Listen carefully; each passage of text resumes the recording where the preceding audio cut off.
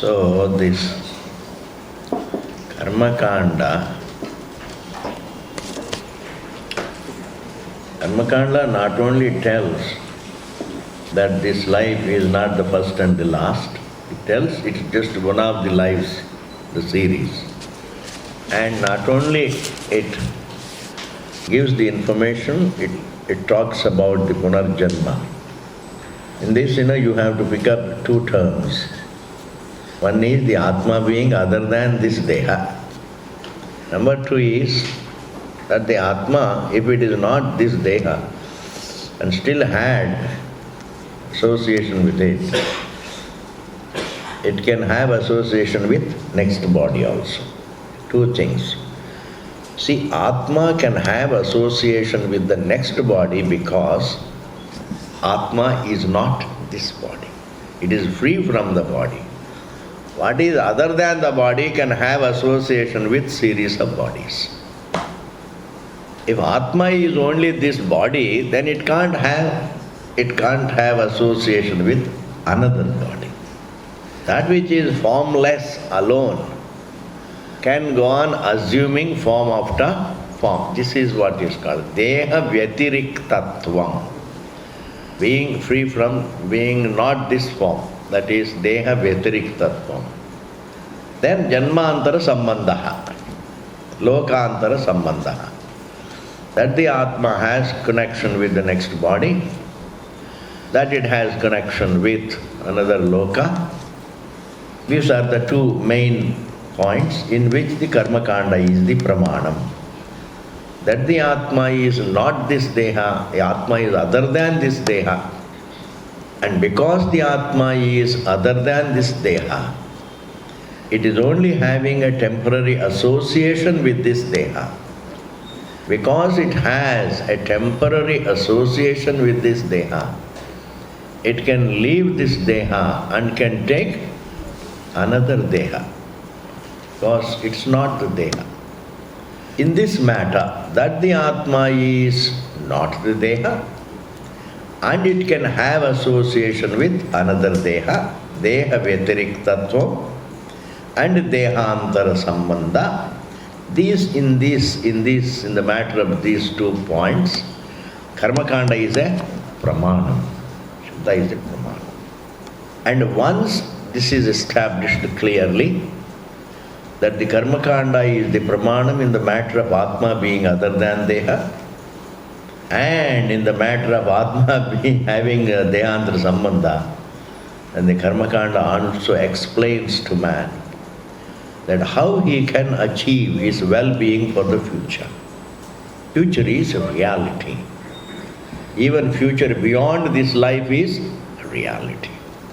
Just as the future in this life is there, future beyond this life also is there. Now the Karma Kanda explains to him how he can build up his pleasures for the future. And the way to build up pleasures for his future is to perform karma. There are certain rituals. They are all nothing but invoking the grace of gods, invoking the grace of the devatas. Invoking God's grace, called Kamya Karma. Even though Karma Kanda does all this, but one thing it doesn't do is it doesn't remove self-ignorance. It helps you fulfill desire, but it doesn't explain to you the reason behind desire. You have the desire for money, all right, it can help you get money. It can help you get material, any particular detail. It can help you achieve the material details. It can help you fulfill desires. It can't really explain to you the cause behind desire. And the one who explains the cause behind desire is Vedanta, not Karma Kanda. Karma Kanda helps you fulfill desires. Yes, it's individual desires, like Dasharatha performed Putra Kameshti. and he fulfilled the desire to have children. Now, fulfilling a given desire doesn't mean fulfillment. I mean, among countless desires, you can't fulfill. You cannot really fulfill desire. That is another fundamental contrary. You can't fulfill desire. You can't fulfill desire.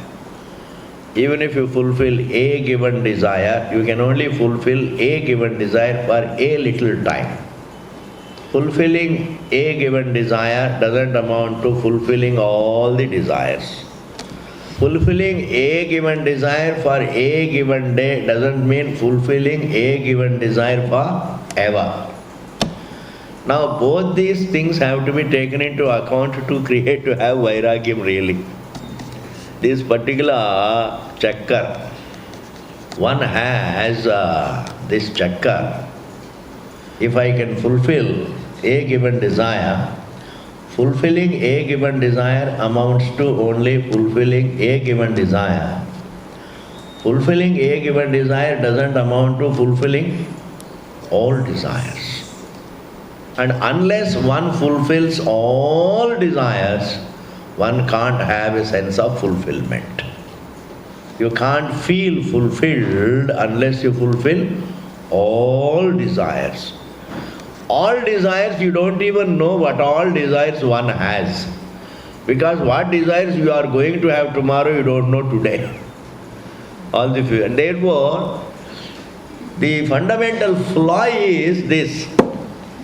Fulfillment is not the result of fulfilling desires. Both the important point, it is something to be reflected on. Most beautiful point. It can mature us in no time. Fulfillment is not the result of fulfilling desires. If this is understood, and then supposing one has not fulfilled some desires in life, you don't feel bad about it, nothing. Then fulfillment is not the result of fulfilling all desires, because all desires you can never fulfill. Apart from that, looking at more fundamentally, fulfilling all the desires is not possible because they are countless. That is one logic.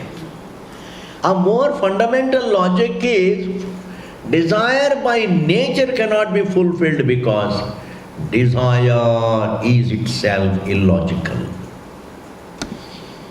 Desire is illogical.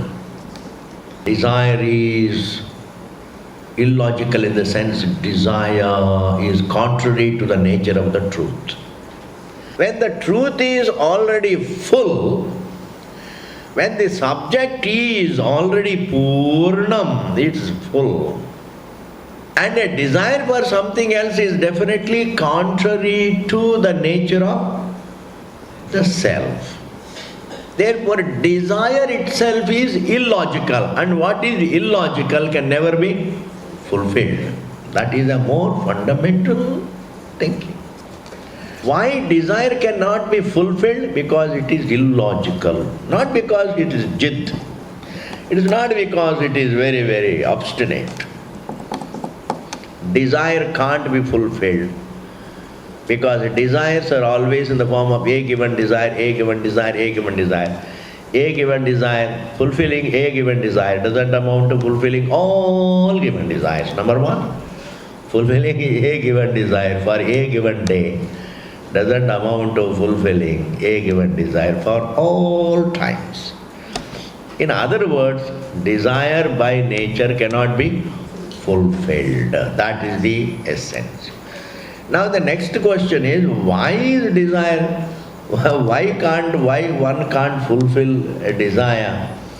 The logic shastra says because it is illogical. The very advent of desire in one's being, the very rise of desire in one's heart, the very rise of desire in one's heart is illogical.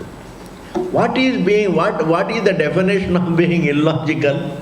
It is contrary to the nature of truth. That is illogical. Pick up this definition. Illogical means contrary to the nature of the truth. Contrary to dharma is illogical. And contrary to satyam is illogical. Anything, any thought, any thinking that we entertain contrary to dharma, any thinking that we entertain contrary to dharma and contrary to the satyam is what we call illogical. Even this idea that I am the body is illogical. I am the body is illogical because it is contrary to the nature of the truth being other than the form. It is not the form. It is not the body, but it is felt as the body. It is concluded as the body. It is seen as the body. Therefore, the perception of one's existence as the body being contrary to the nature of the self, it is illogical. And therefore, in the same manner, desire also is illogical. And an illogical desire happens only due to one reason, and that is ignorance. Why is one illogical in one's thinking? Ignorance. Ignorance. Even this intransigence, kind of a stubbornness, kind of jid, even that is born of ignorance. This cause behind desire, that the self-ignorance, ignorance is the cause behind desire, that the desire cannot be fulfilled because the desire is illogical, and this desire, illogical desire, is rooted in self-ignorance. These matters are not dealt with in Karma Kanda. Karma Kanda only helps you to fulfill the desire, a given desire or a few given desires, but it doesn't bring about fulfillment.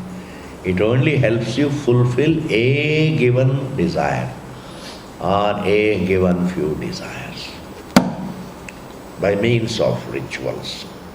That is said here. Natu atmanaha, atma ka ishtanishta prapti parihara ichha karanam atma vishayam ajnanam. Up to that, the ignorance pertaining to the self, kartrutva, kartrubhoktru swarupa abhimana lakshanam, tad viparita brahmatma swarupa vijnanena apanitam.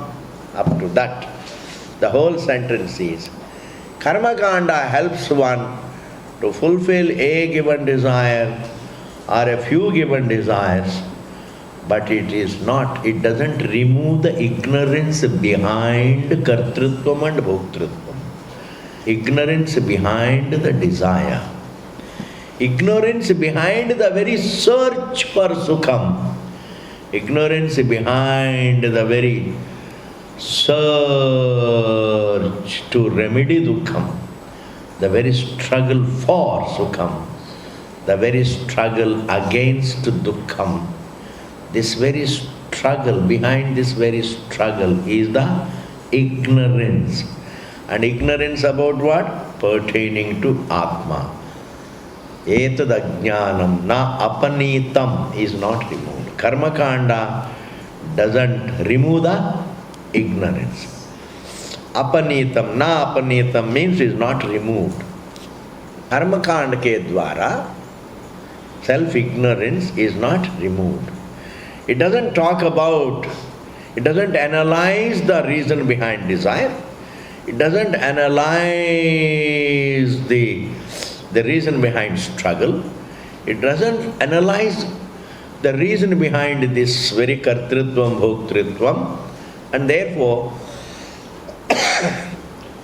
that's not its topic. Therefore it can't really talk about the nature of the self. It only says this much. I want you to concentrate here. Karma Kanda does say Atma is other than Deha. But Karma Kanda doesn't say that Atma, which is other than Deha, is Brahman. Doesn't say. It only says Atma is other than Deha.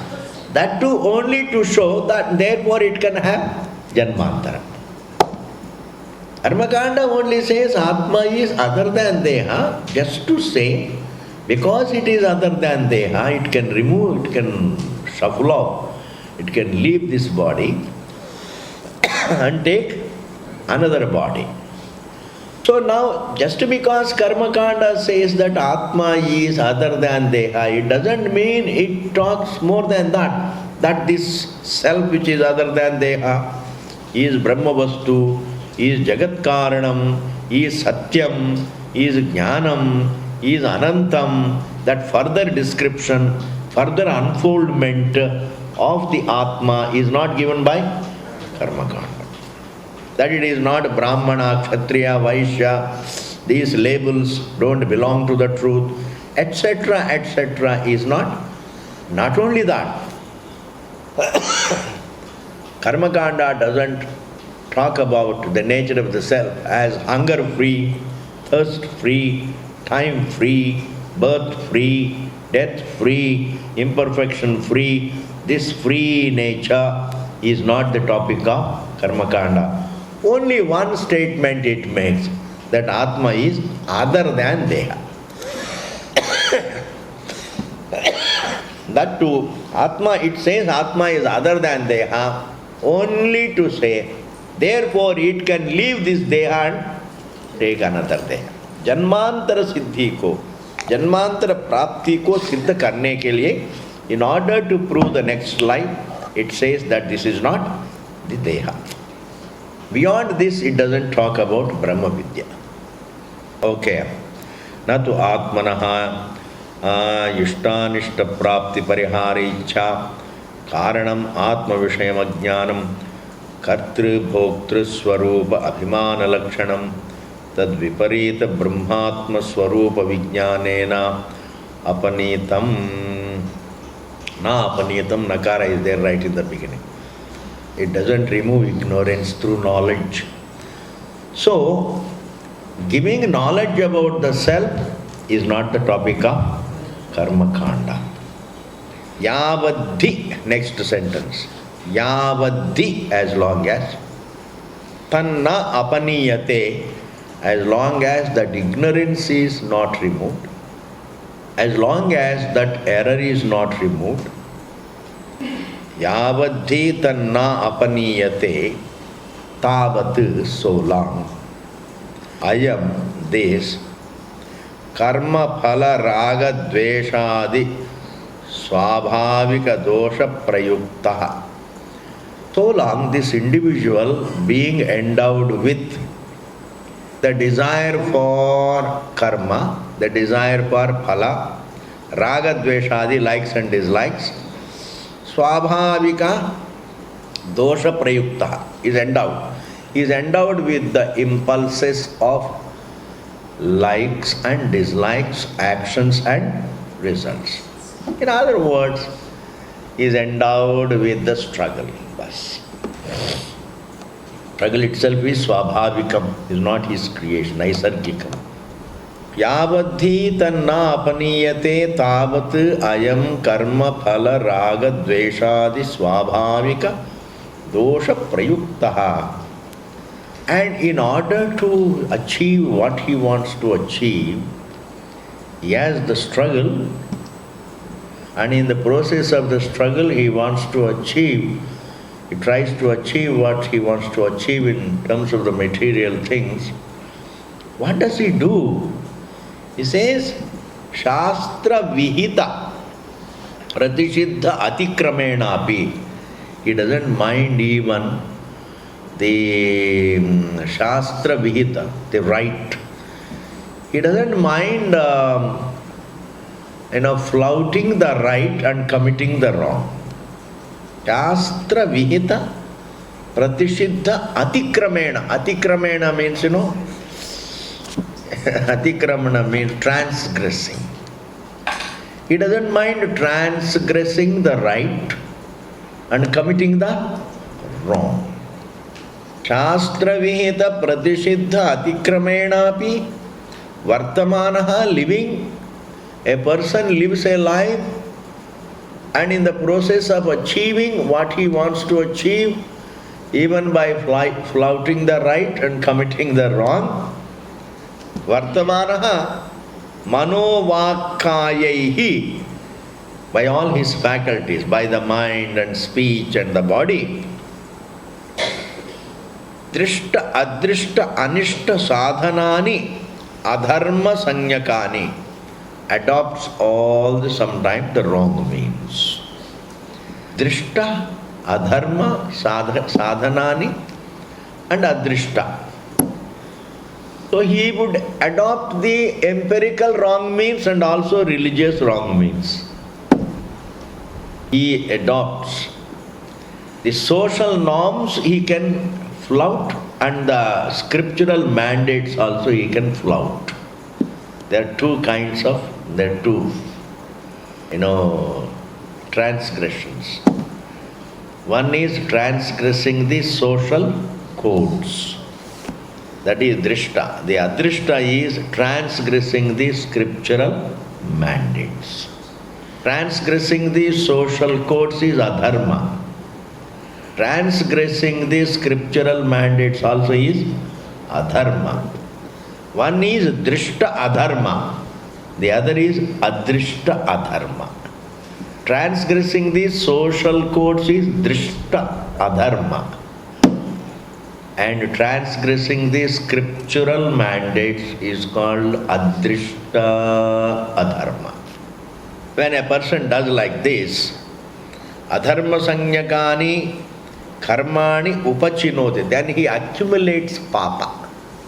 When a person accumulates papa by doing the societal sins, he commits societal sins and also religious sins.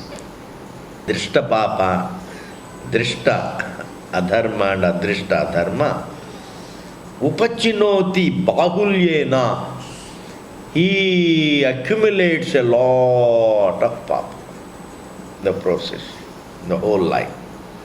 Swabhavika dosha baliyastvat. Why can't he stop it? Why can't a person stop his movement in the same direction? Why can't he change the course? Why can't he change the direction? Swabhavika baliyastvat. Swabhavika dosha baliyastvat. Because the impulse is stronger than his logic. The impulse is stronger than his logic. When the impulse is in full swing, the logic doesn't operate. It is only when the logic operates, the logic gains in strength. The problem is when the impulse is in full swing, the logic doesn't even operate. That is why Bhashyakara says here, a person who is moving in the wrong direction, he can't use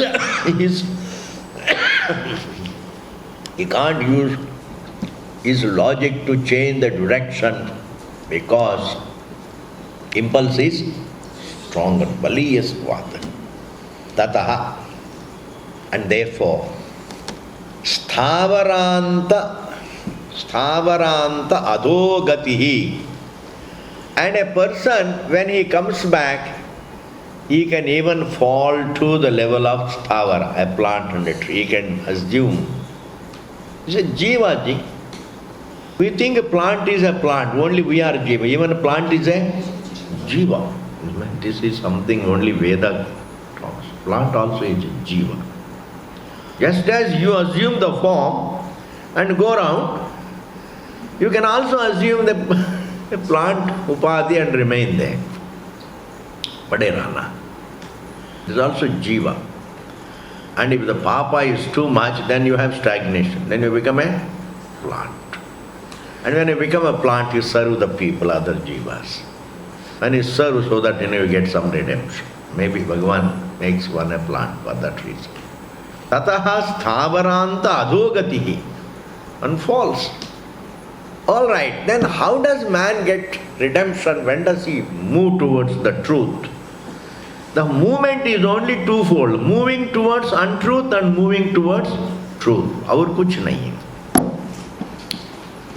The paths are not too many, there are only two paths. The path towards the anatma, the movement towards anatma, and the movement towards atma, the truth. If a person, if the impulse is stronger than the logic, and if there is nothing, if the man has nothing really to help him change the direction, then how will he ever, move towards the truth? For that here Bhashyakara says, kadachit, kabhi kabhi, by some kadachit kabhi, shastra krita sanskara valiyastvam. Suddenly he finds himself, exposed to a given thought. Maybe a thought directly coming from the Shastram, or a thought coming from another person, some thought. He is exposed to a thought, that a thought of unfoldment of the truth, a thought about the truth. Say what you are seeking. For instance, what you are really looking for outside is not outside, it is indeed your own nature.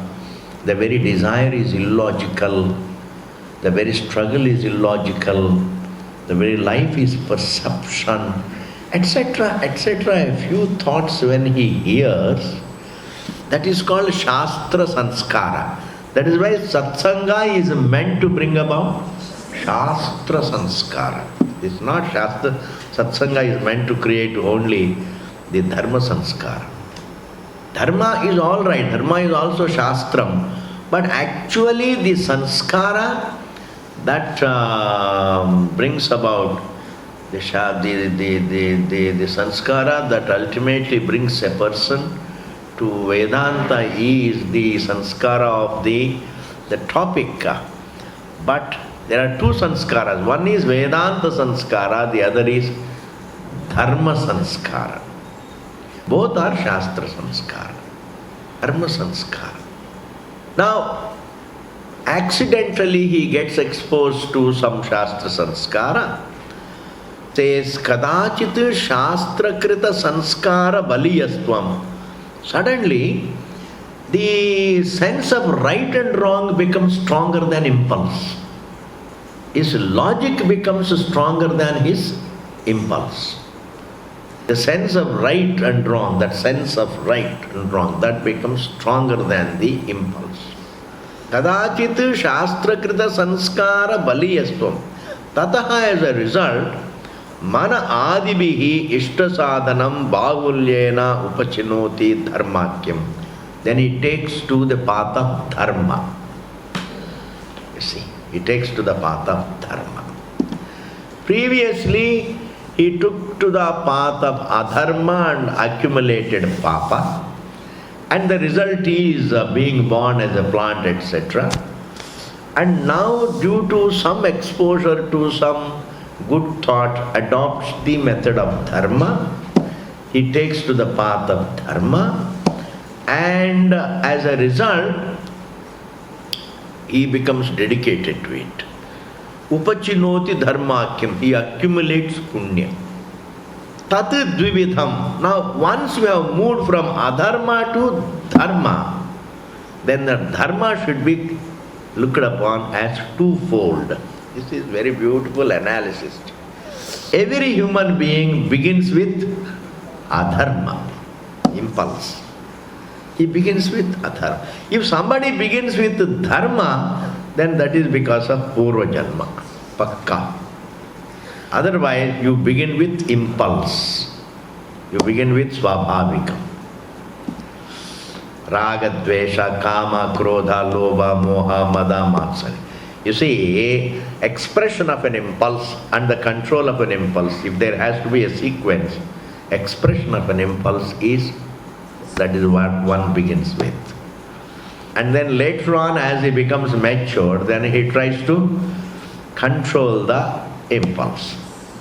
And therefore, everybody begins with adharma and slowly becomes dharmika. And when it comes to dharma, it is twofold.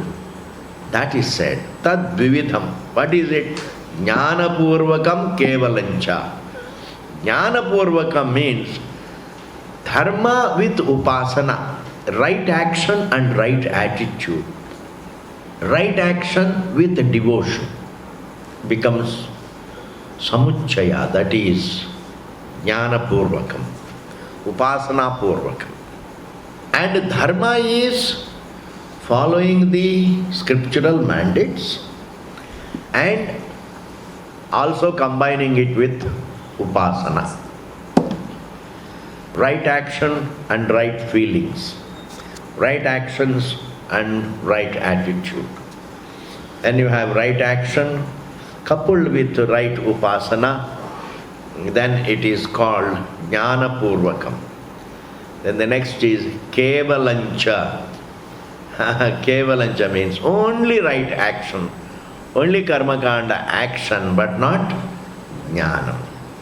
This is called samuchita karma and kevala karma. I don't know how do we put it in English.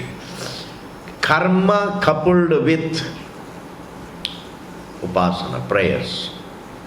Action along with prayer. This is one. The other is only action. You do the right action, not prayerful or anything. Upasana, no upasana. Thus, you have two kinds of dharma. Dharma with upasana, dharma without upasana. Bas, itna samajh lijiye. But both are done as kami karma, not as nitya karma. Jnana purvakam kevalancha. Tatra, there, between the two, kevalam, only the soul karma, the karma without upasana, where does it take man to? What is the result of kevala karma? Means just mere karma without upasana. Rituals without upasana take man to Pitrulokadi prapti phalam. Mere rituals without upasana take man to Pitruloka. Pitruloka, where is Pitruloka? The Veda says after death one goes to Pitruloka. Just as there is Martyaloka, there is Pitruloka, there is Swargaloka, there is Devaloka, there is Brahmaloka. In this manner there are Lokantaras, the other lokas. Every loka is a perception within the truth. If there can be one loka perceived in the truth, other lokas also can be perceived. What is? There is nothing illogical about it. It's an illusion. It's like, in the same rope. I will give you an example. You can try to capture this. You see, I am seeing in the rope, I am seeing a snake. You are seeing a stick. Another person is seeing a garland. Another person is seeing bhuchidram. Different people are seeing same, different things. But the locus is the same. It's the same, illusions are different. And therefore, just as there can be Martyaloka, there can be Pitraloka, there can be Devaloka, Swargaloka. As far as personally speaking, I don't see it as something surprising or anything. It's a kuch nahi. There can be Martyaloka. Neither Punarjanma is surprising, nor the other lokas being mentioned is surprising, because if there is this Janma, there can be Punarjanma. If there is Martyaloka, there can be other lokas. Usme kya hai? Therefore, a person who performs only rituals reaches Pitruloka Prapti. Tatra Kevalam Pitrulokadi Prapti Phalam. Jnana Purvakam, if a person has performed rituals along with the Upasana, Devalokadi Brahmalokanta Prapti Phalam. And rituals coupled with upasana, karma and upasana, combining karma with upasana can give man the various lokas beginning from Devaloka right up to Brahmaloka. You can follow the point clearly. Karma coupled with upasana can take man to various lokas beginning from Devaloka to Brahmaloka. But when it comes to Kevala karma, mere rituals can take only to Pitruloka. But Samuchita karma, karma plus upasana can take man to either Devaloka or even higher worlds right up to Brahmaloka. Matter of this, when it comes to Lokandhara Prapti, only Shabda is the Pramanam. What do you want to say? Now here it says, Tatha cha Shastram. That there is, that the dharma is twofold, is testified by the Shastram itself. Atmayaji Shreyan Devayajinaha Ityadi. It is said, the one who worships Atmayaji, the one who worships the subject, the self, the one who wants to know the truth, the one who does meditation on the self is greater than the one who meditation upon the Devata. Thus, there is a upasana gradation. Meditation upon the self is greater than the meditation upon a Devata. And sometimes the meditation upon the Devata takes one to Devaloka, and the meditation upon the Atma takes one to Brahmaloka. But is it not true that the meditation upon the self gives self-knowledge right here? Meditation, just a upasana doesn't give. But then, if it is reflection, if it is inquiry, trying to verify, a probe is different from upasana. Upasana is different from trying to know. The method of knowing is different from the method of upasana. And therefore, Atma upasana is better than the Deva upasana, because Devata upasana takes you to Devaloka, Atma upasana may take one to Brahmaloka. In this manner, there is a gradation in the results of upasana, gradation in the results of karma also. This is all the topic of karma kanda. Atmayaji Shreyan Devayajinaha Ityadi Smritischa. The Smriti also said, Dvividham karma Vaidikam. Vaidika karma is twofold. Manusmriti also says, the Vedic karma is twofold. One is Kevalam, the other is Jnana Purvakam. Itna samajh lijiye. In Vedic karma there are two ways. One is, it's a pure rituals. That is one approach. The other is ritual plus mental upasanas. Solely rituals is called Kevala karma. Combining rituals with upasana is what is called Jnana Purvakam karma. Otherwise, upasana Purvakam karma. And both of them have got only Lokantara Prapti as the phalam, not moksha. Ityadya. Up to this is all karma kanda. Now, why are you starting this Upanishad called Brihadaranyaka Upanishad or any Upanishad?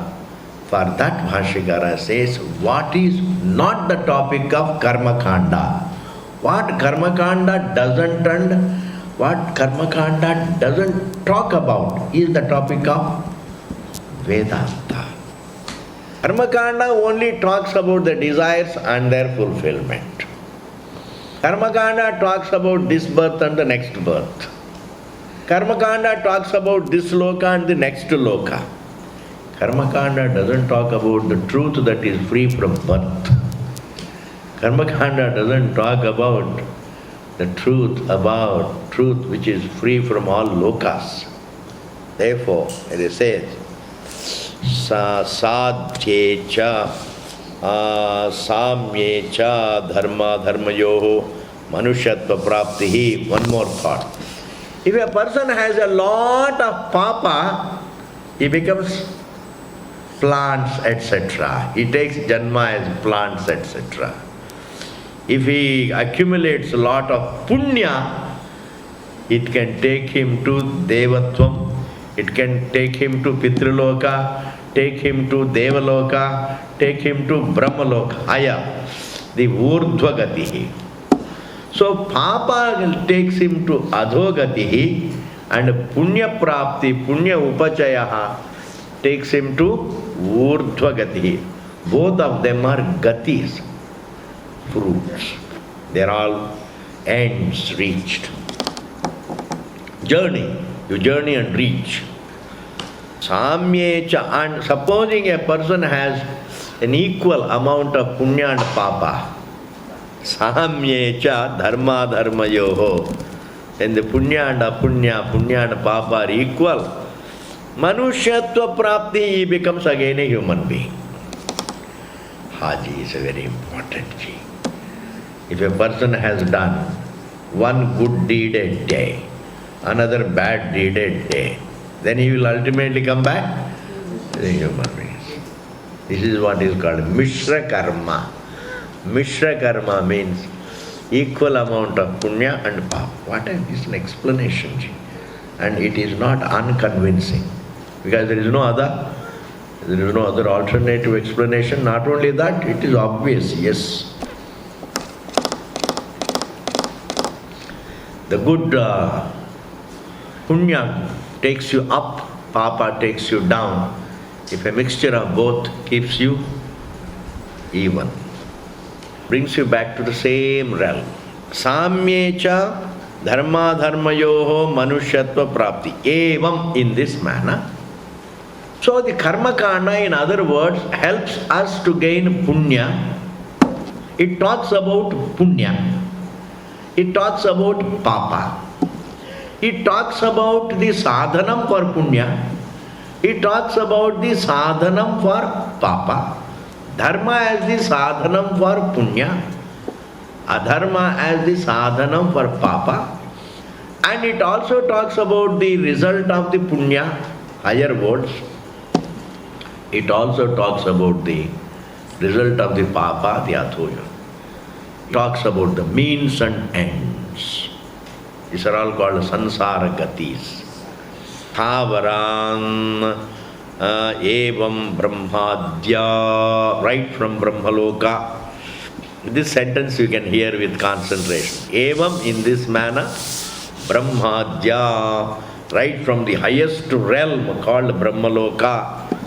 Sthavaranta, right up to the plant. From the highest to the lowest embodiments. From the highest realm to the lowest realm. Brahmadya sthavaranta swabhavika avidyadi doshavati. This entire, all embodiments in the creation are governed by ignorance. They're all within ignorance. Swabhavika vidyadi doshavati dharma dharma sadhana krita. They're all the ends reached by punya and papa. The higher ends and the lower ends, all ends in God's creation, all ends, all targets, all ends are reached through the means of punya and papa, through the means of dharma and adharma. Sthavaranta swabhavika avidya doshavati dharma dharma sadhana krita sansara gatihi, and it is all sansara. It is a journey of sansara, it's a journey of struggle. Reaching the highest realm is a part of struggle. Reaching the lowest also is a part of struggle. Reaching is sansara. Journeying is, traveling means sansara. Where a person travels, that is immaterial. But that he travels is a sansara. And traveling is a process. And process means sansara. Therefore here it says Thavara sansaragati nama rupa karma ashraya. And this sansara is located, it is about nama, rupa and karma. Name, form and movement. So this body is a form and it is available for description in language, that is the name. See, the language which you can use to describe the body is its name, please. Amazing, this is its name. Every object has a name. Anything available for being described in the language, that language is called the name. So this body is a form for which there is a name. And don't imagine like this. Supposing Swamiji, nobody has given it a name, then does it have a name? Hey Rama, every form is available for description in language. That describability in language is the name. Only truth is not describable in language. Truth is not describable in language. Why? Because truth is not a form. The non-form cannot be described in language. Therefore, truth is not a form. Therefore, it doesn't have a name. And therefore, it doesn't have karma. It doesn't move also. It doesn't journey. Thus, this traveling to Brahmaloka, traveling to Devaloka, traveling to Pitraloka, or traveling back again to Matyaloka, this traveling in God's creation, reaching various ends, and after the punya is exhausted, again you leave the ends. That means you die there and then come back. Just as a person leaves the body in the Matyaloka, one assumes a body in Devaloka, and there again he leaves that body. That there is a death. Thus, this movement in God's creation is what is called sansara gatihi.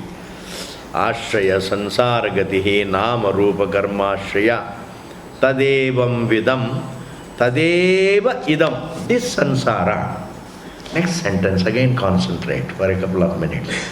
Tadeva, this very sansara, this realm of struggle, tadeva idam, this sansara, vyakritam, which is manifest before our eyes, this realm of struggle, this realm of embodiment, this realm of ignorance, this realm of desire, this realm of dharma and adharma, this realm of name and form, vyakritam, which is manifest in our sight, and sadhya sadhana rupam. And what is it? The means and ends. It is a realm of means and ends. The means and ends, the better way of understanding is, it is a realm of actions and results. It is a realm of actions and results, because means and end means only that. I move and I reach. So movement becomes the means and reaching becomes the end. But the more understandable language is actions and results. Causes and effects. Actions and results. This is a realm of actions and results. Sadhya sadhana rupam jagat. This very realm, this very sansara, which is right now manifest in our sight, before its creation, prag utpattehe, before creation, avyakritam asit, this very sansara, before creation, remained unmanifest. Thus, the manifest and the unmanifest are not to separate. What is manifest right now, it existed before creation as unmanifest. This very vyakritam was avyakritam. This very person who is awake now, before he woke up, he was asleep. He remained asleep. The person remained as unmanifest. When he wakes up, we call him vyakritam. And when he goes to sleep, we call him unmanifest, avyakritam. Thus, sansara has two sides, manifest side and unmanifest side. Life has two sides, manifest and unmanifest. Don't say, life and death. No, life has two sides. Life manifest, life unmanifest. So what man calls death is nothing but life unmanifest, not death. Like when a person goes to sleep, it is not that the person doesn't exist. The person is there as unmanifest. When he wakes up, it is the person manifest. When he goes to sleep, he is the person unmanifest. Person unmanifest. Person manifest.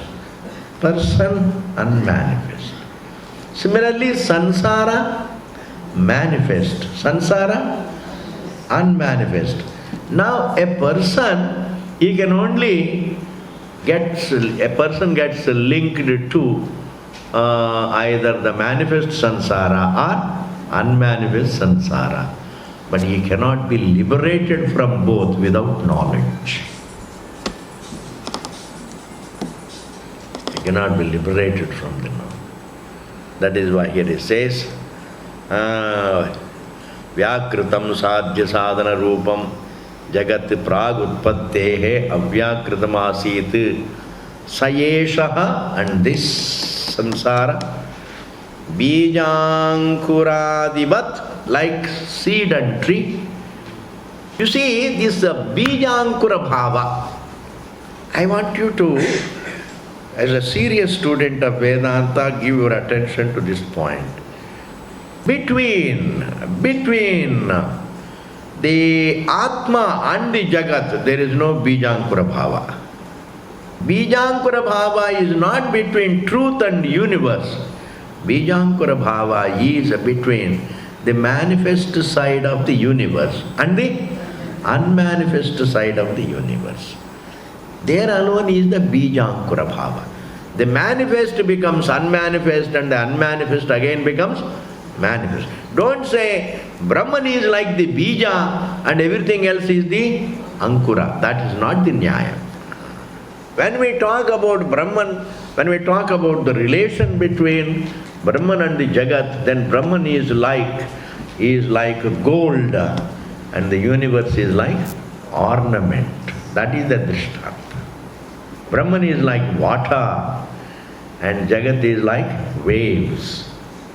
Brahman is like the clay and Jagat is like the pot.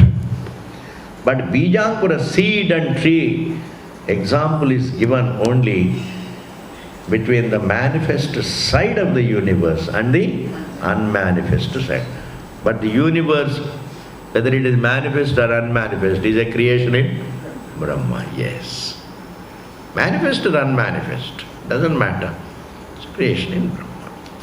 Therefore now here it says, Sayeshaha bijankuradivat avidyakritaha sansaraha atmani. Where is this universe rooted? Atmani, in the self. Kriya karaka phala adhyaropa lakshanaha.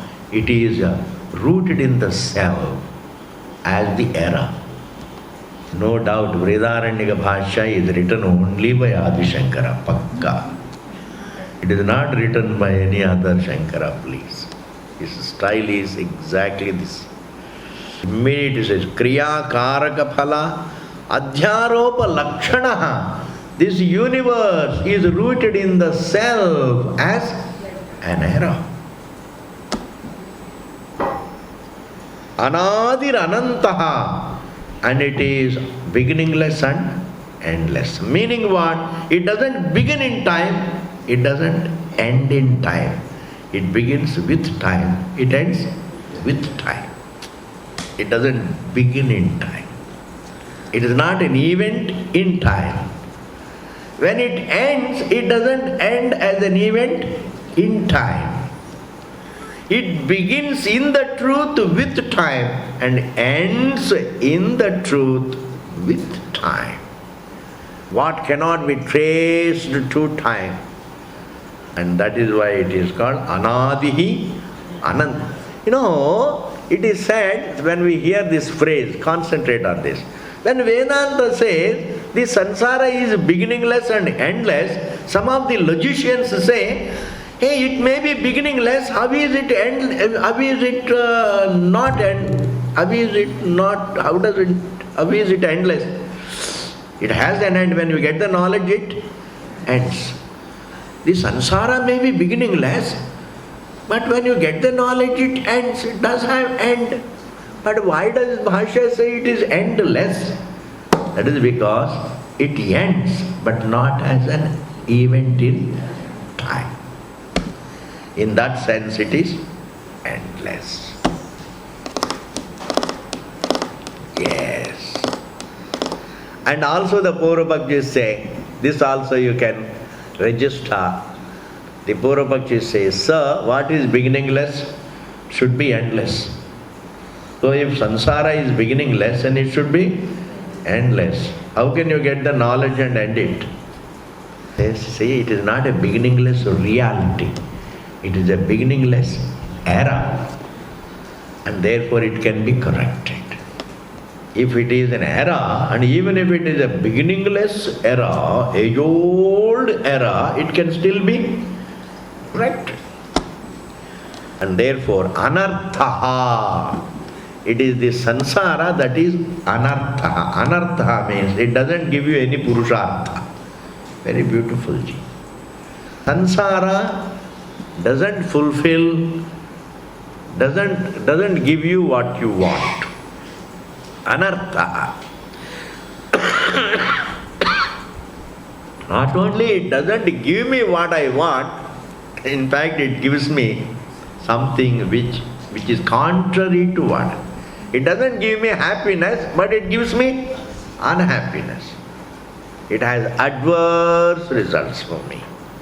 Ityetasmat, and therefore from this samsara, last sentence, viraktasya, a person who gets vairagyam for this samsara, the one who gets vairagyam for the very search struggle, ityetasmat viraktasya avidya nivrittaye, to liberate him from ignorance, to educate him about the truth. Tad viparita brahma vidya pratipatyartha upanishad arabhyate. This Brihadaranyaka Upanishad is begun with the purpose of educating a human being about the nature of himself by way of self-knowledge in order to liberate him from ignorance. If that human being, if that individual has understood the flaws in samsara. So the one who is virakta, the one who has vairagyam, for this samsara, not a given detail in samsara. Vairagyam for samsara is different from frustration born of a given detail in samsara. You wanted to get money and you did get money, then you lose interest. That losing interest for a little while is different from that is, if a thinker's vairagyam is different from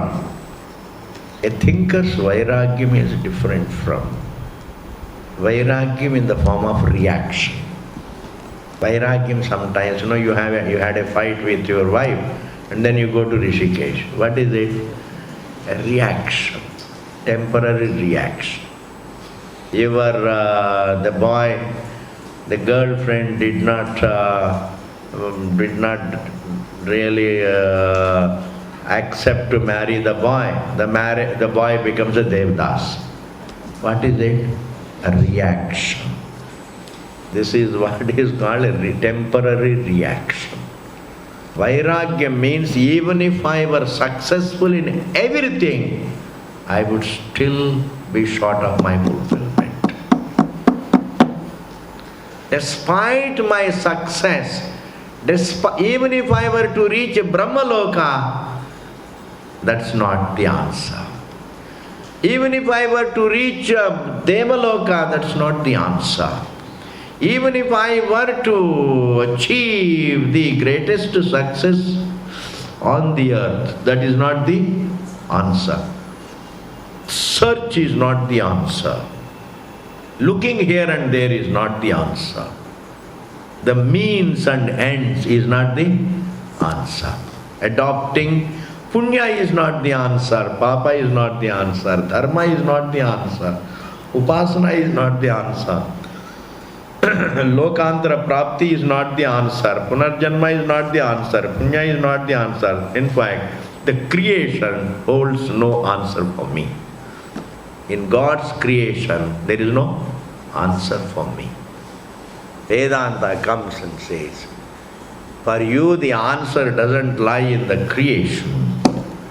For you the answer lies within yourself. To convey this reality is the Upanishad begun.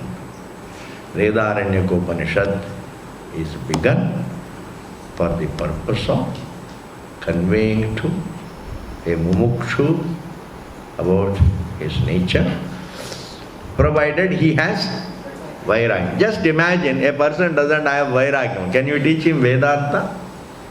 No.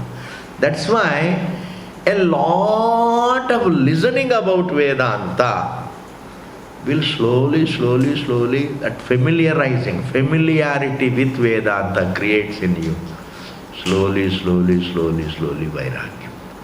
Meaning, a casual student can become slowly a very genuine student. Yes. No listening will go waste. No Shastra Adhyayanam will go waste. But to begin with, a person comes to Vedanta because he has got some problem and he wants some mental peace, etc. But that introduction to that association with the Shastra can slowly convert him into a jignasu. To begin with, he is more interested in jihasa vairagyam he has, but slowly he can get jignasa vairagya, the desire to know. For that purpose, if a person has vairagyam, to tell him the truth is the purpose of the Upanishads. Thus, we have concluded this particular paragraph. We have concluded the introduction. What is the connection between Upanishad and Karma Kanda? Karma Kanda helps man inside samsara, whereas Vedanta helps man to get out of samsara. The more of it we'll see later. Om Purnamadaha Purnamidam Purnat Purnamudachyate Purnasya Purnamadaya Purnameva Vasishyate. Om Shanti Shanti Shanti.